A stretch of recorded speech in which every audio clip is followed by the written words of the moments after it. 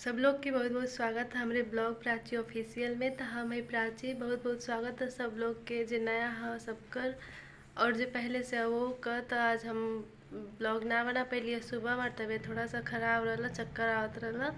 तो अभी बहुत ज़्यादा गर्मी, अभी खाना खा के सुतर रही देखला लोग। तो थोड़ा सा अपडेट देवे के रहा कि तबीयत ना ठीक है, वैसे ब्लॉग लेके ना आ पाइलिए।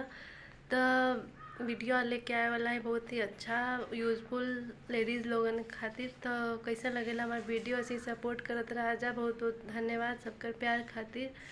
तो आज का वीडियो इतना ही, बस थोड़ा सा वीडियो ना बना पाती ओकरे बदे सॉरी।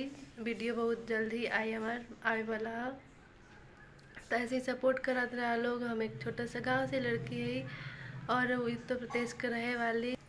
तो अभी हम सुतर रही, थोड़ा तबीयत ठीक ना रहा, पंखा बंद करके वीडियो बनाती। आज का वीडियो स्टार्ट के लिए अपने रूम से, अभी हुआ तो 11:30।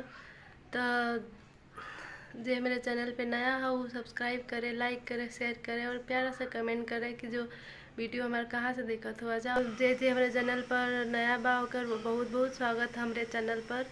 और जे हमारे चैनल पे पहले से बाबू को स्वागत है और बहुत बहुत शुक्रिया। आप लोग को प्यार दे के अच्छा लगेला, हमके प्यार और बनौले रहा लोग और ऐसे ही मोटिवेट करत रहा लोग अपन प्यारा प्यारा कमेंट से। और सब्सक्राइब करा लोग, जल्दी से सपोर्ट करा, बहुत ही ज़रूरत है सपोर्ट का। तो आज का वीडियो इतना ही, धन्यवाद, थैंक यू सो मच।